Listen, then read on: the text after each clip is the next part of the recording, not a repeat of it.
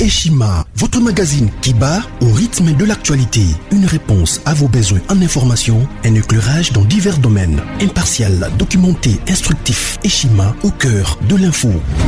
Retrouvez la nouvelle édition. À la une, entretien exclusif de la ministre d'État, ministre de la Justice, Rose Mutombo Kiese.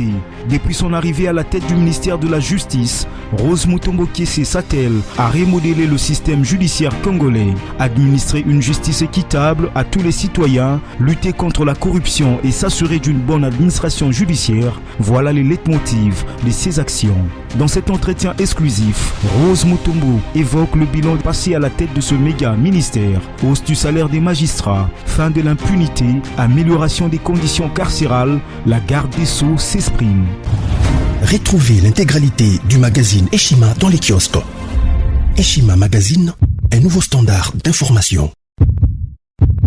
Opération Sokolade, vente à armes, vente à munitions et corruption à groupe armé.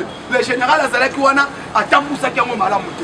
Et aujourd'hui, le président a instruit le gouverneur militaire a passé par changement d'opération Sokolade. Au Ayewana, le nouveau général de brigade, a permettre M. Sikoyo à pacifier toute l'étendue Est. Parce que ce que nous voulons, c'est quoi? On ne peut pas toujours collaborer avec le groupe armé. Comme on a entamé maintenant une série de négociations. Si les négociations ne nous séparent pas, le président maintenant a obligé maintenant d'intensifier les opérations militaires et armements au niveau de l'Est de la République démocratique du Congo. Il y a un moni que changement et salaire dans l'opération Sokolade pour permettre au niveau Grand Kivu. Opération Grand Kivu, basali changement, opération Ituri, mais basali changement. Neto qui porte-parole des forces armées, le général Gilles Ngongo, de APC communiqué. Le nouveau commandant opération Sokolade au Ayen au niveau Grand Kivu, objectif à lui quoi? L'opération M23 et fait soit fin. Et puis opération ADF nous fait ça fin et soit fin pour développer maintenant notre province. Dès au moni base, il y a un chef de l'État Azali, la mise en place de l'opération Sokolade dans Katia Grand Kivu. Tu as un niveau de développement à Mbokanabis. Chef de l'État Félix Tshisekedi est arrivé à Kouti Basoda Bazalaka non payé. Dans le quartier armé Nabiso, il y a eu des militaires au Bazouaka salaire, il y a moins de $100, $70, $75. Prime de combat $20, $15. Mais pendant que ces militaires-là, ce sont eux qui nous sécurisent sur toute l'étendue du territoire national. Fadji Aye a promis qui bango. Quand moi je serai élu, soldats sous Kanako foutait 400 000. Par rapport à quoi 400 000, il voyait que cantine militaire, les alliés, soldats, il y a Kanaka, soldats foutent la Kanaka, soldats foutent à Courante, à foutent à Malte. Soldats avec la gratuité de l'enseignement, les militaires, parce qu'on soit moyen, 400 000, on a besoin de charge avec toi à l'époque là, il y a 158 000.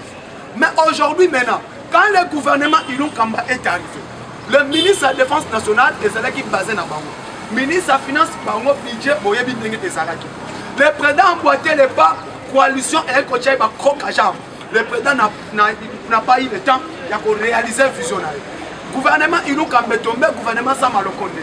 Le gouvernement Samalokonde a maintenant emboîté les pas, il a réalisé le programme, projet au chef de l'État, à promettre qu'il va soldat n'a pas fonctionné bien sûr.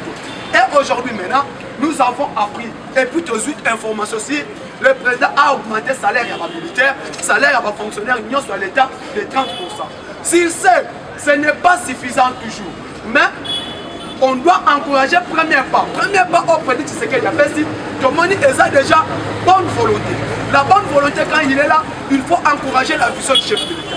Il faut encourager aujourd'hui maintenant les forces armées, la police, tous les fonctionnaires de l'État, on participe à un salaire à 30%. Dans le mois de juillet, il faut atteindre 45%. Comment est-ce qu'on peut arriver palier par palier pour que nous, avec le budget, les miettes budget que nous avons, pas relever Yango. Yango, son ça fait fort, il y a Félix Tshisekedi, qui ne fait absolument rien. En 1095 jours, à Ebi Kwamboité, le père commence à salaire, il a basé à l'État à 45%. Oh, Ezala qui était avec Kabila. Kabila, il était militaire. Azwa qui tente d'occuper vie militaire, il y a Basoda. Kabila militaire, Azwa qui tente d'intensifier papa pour contre qui vient de l'Est.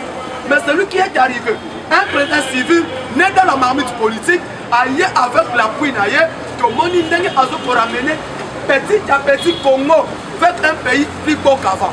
Mais les gens ont battu Basoda. Tshisekedi ne fait absolument rien, détrompez-vous. Les gens ont la police.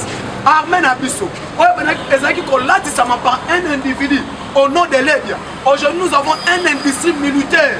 Industrie militaire, ils ont fabriqué tennis pour les soldats. Industrie militaire, ils ont fabriqué tennis pour la police. Un coordonnerie industriel pour vous permettre de fabriquer boots, il y a des soldats. Mais nous étions avec un militaire, la tête de Mboka, qui s'occupait de la vie. Mais aujourd'hui, quand quelqu'un arrive avec la bonne volonté, avec la vérité, il faut lui saluer quand même. Il faut qu'on appuie pour Simbaye, n'est pas en Israël, parce que qui m'a pas Moïse, tant qu'il est en Égypte, tant qu'il est en mais le peuple congolais, tu peux s'affaire, tu sais qu'il y a de confiance. Si tu peux cette confiance, c'est grave.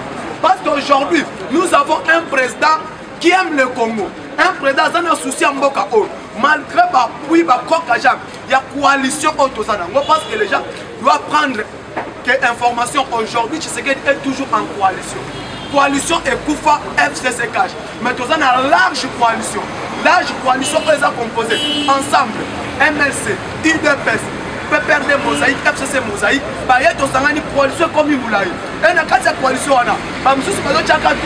se sont servis dans peau de banane. Mais cela ne tient pas. Le président a concrétisé petit à petit sa vision.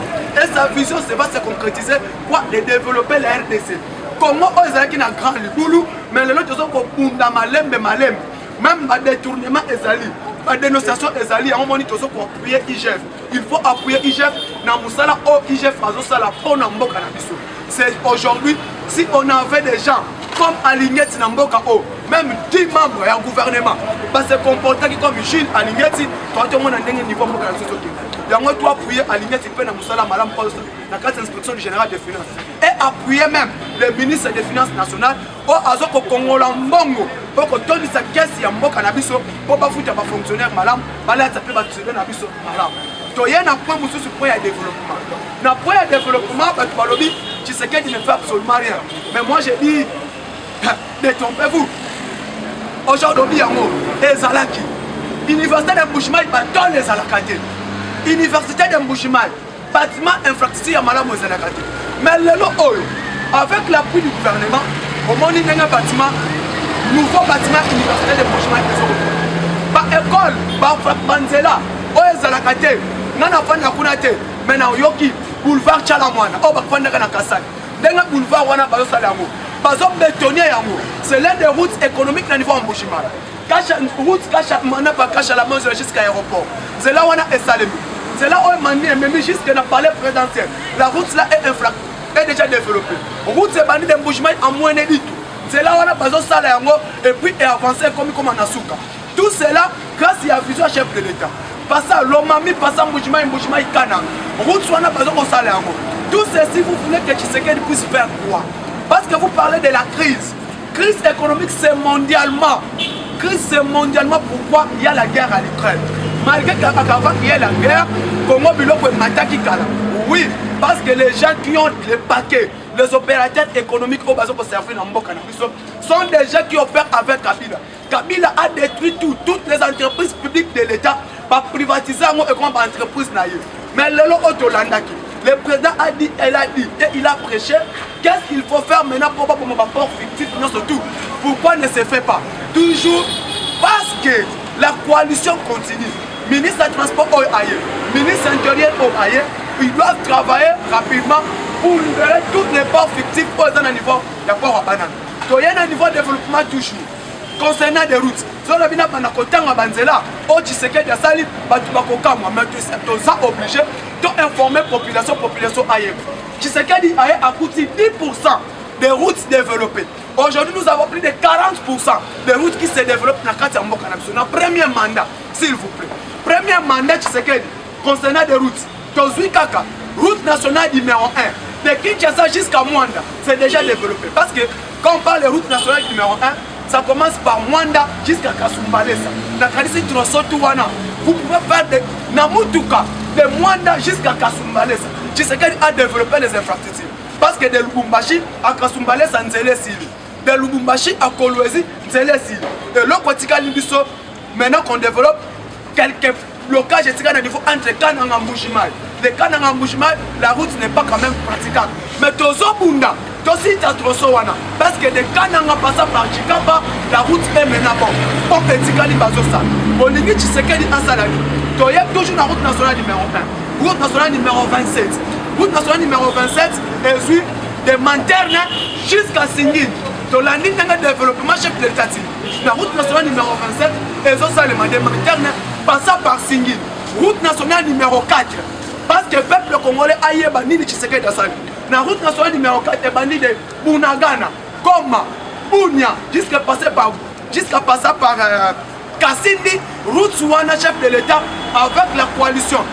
Parti Ouganda et parti à Congo. Ils ont 470 km. Les routes là, par la République démocratique du Congo, ils ont 20%. Par la Ouganda, ils ont 20%. 60% c'est financé par la Banque mondiale. Banque africaine de développement. Ces routes-là seront construites. Et là, qui est là, c'est là, Moussa Telema, et ça, les groupes armés au pays ADF Nalo. Comme maintenant, les génies militaires, il y a RDC, les génies militaires, il y a Ouganda. Ça, les coalitions pour mettre fin avec le groupe armé. C'est là où on a ce qui est Syrie. Il y a pas un bien. Le niveau sous-région Afrique de l'Est est développé. Parce que c'est là où on a évoqué jusqu'à Rwanda, passant par Tanzanie. Toujours la route nationale, on a donc, concernant le paiement des agents de l'État, on a la route maintenant, qu'est-ce que le peuple attend que Tshisekedi n'a pas fait? Ce que Tshisekedi n'a pas fait, qui reste maintenant, et ça, panier ménagère, il y a peuple congolais. Le panier ménagère à peuple congolais, c'est que moi je vais vous informer. Mes chers internet au Balana, président Moustapha, le panier ménager aujourd'hui, Tshisekedi a cause de la politique de zaïrisation. Parce que quand vous voulez que Tshisekedi aille rapidement, il va faire la politique de zaïrisation. Il y a que pas de la Bandie, la Libanais, l'entreprise, surtout au Kabila, à travailler qui n'a pas mot. Or, Tshisekedi, quand il va faire ça, comment lutte contre la corruption, comme Nini, pour bien un opérateur économique. Ce n'est que point qu'il faut mener. Le marché congolais n'est pas un marché autonome. Le marché congolais est un marché concurrence. Quand on parle de concurrence, il y a des lois, de la loi de l'offre et de la demande. Au moment où nous parlons, crise après Covid. Maintenant, quand Covid est fin, nous voulons maintenant développer le monde entier mobimba. Et comment il n'a pas ça carburant? Monde entier mobimba. Et comment il n'a pas ça produit? Qu'est-ce que pendant que le Congo ne produit pas, le Congo fait que consommer. Marché et hier, crise, guerre à Ukraine est enflammée. Quand la guerre à Ukraine est enflammée, tout le monde est subir de l'eau. Ce n'est pas à nous, ce n'est pas notre faute. Faute des hommes mondiales. Le lot où il y a un marché, il y a prix, il y a carburant. Cher Internet, sachez-le bien, sur le plan mondial, le seul et l'unique pays pour stabiliser Mambotali carburant, c'est la République démocratique. Il faut féliciter le ministre des Finances. Il faut féliciter le ministre des hydrocarbures, le maître Didier Bidimou et Nicolas Kazadi, l'Argentin congolais. Partout où ils ont travaillé de toute force pour que Congo est enclavé dans une situation où il y a le carburant. Parce qu'aujourd'hui, sur le plan mondial, dès que le carburant est mati, il y a surtout sur le plan mondial de Congo. Même Emmanuel Macron a eu 3e mandat, 2e mandat de lobby. Mais il est critiqué sur le plan fictif des prix parce qu'il est le produit qui est pour défendre les Américains. Mais aujourd'hui, notre président, pays, avec le ministre des hydrocarbures, avec le ministre des Finances, l'Argentin congolais, M. Nicolas Kazadi, va travailler de plus en moyens pour maîtriser le prix. L'unique, le seul pays au carburant est mati à 100 francs. Ce n'est qu'au Congo. À l'air sur ce qui carburant est mati, transport et combattant. Ce qui carburant est mati, conditions de vie et combattant. Parce que nous sommes et l'ensemble sur les plats produits pétroliers. Mais aujourd'hui, le gouvernement congolais, il travaille en manque à gagner. Quand est-ce qu'on parle de manque à gagner? Manque à gagner, Zani. Nous n'avons pas une société qui a carburant. L'unique société qu'on est la Sonaïdro. Sonaïdro est la Société nationale des hydrocarbures. Or, le lot n'a manque à gagner. L'État travaille dans les entreprises privées. Les entreprises privées. Ces entreprises privées-là, et comme ça la nid. N'a manque à gagner. Ces entreprises privées, et uniquement, l'État comme il me semble, on va payer par moi, on va payer manque à gagner. Or, maintenant, aujourd'hui, ce que je veux dire à l'Argentin congolais, c'est le ministre du Hydrocarbures, Didier Bidim, que je salue avec ces efforts que tu es en train de conjuguer. N'a manque à gagner autres travailler, et on doit maintenant relancer la société Sonaïdro. Terrain aux stations Sonaïdro, aux Hydro, bazongisa yango ya l'État. To travailler parce que la station surtout na ya Sonaïdro ezonga parce que na manque à gagner mbongo et besoin de trésor public. Or aujourd'hui manque à gagner mbongo donc n'est pas la société pétrolière ou la société privée. Dès au moins na yango to féliciter notre ministre des hydrocarbures M. Didier Bidimou. mais c'est que bidimbo ozana félicitations na biso toujours continuer na poids oyozali peser. Aujourd'hui j'ai appris, j'ai toujours na ba chaîne internationale avec les 3 navires pétroliers et comme un port ya banana. Les 3 navires pétroliers grâce à appui, il y a notre ministre des Finances et le ministre des Hydrocarbures, na vision chef de l'État Félix Tshisekedi Tshilombo, na chef du gouvernement Sama Lukonde, tout monde que Congo te cause la crise pétrolière. Même la guerre s'est enflammée à 8 mois jusqu'au mois d'octobre. Nous te causons toujours nos produits pétroliers grâce toujours à un projet au chef de l'État Azokocha. Bande Konangaï, Bolingi Tshisekedi a travaillé sur base de quoi? Tolandis Kolelo, le président de la République, a mené il a mis une équipe pour travailler dans le secteur privé. Quand est-ce qu'on passe secteur privé, l'entreprise peut dépendre de l'État. Par rapport à la majoration salaire, il y a un travail dans le SMIC au l'État Azokocha sur place. Le SMIC au président a promis qu'il peuple congolais. Et le chef de l'État a mis en place, ministre du Travail, ministre du Commerce extérieur et le ministre de l'Économie va travailler un peu pour comment est-ce qu'on doit développer nos infrastructures routières. Concernant toujours dans le domaine du développement, le ministre de l'Agriculture.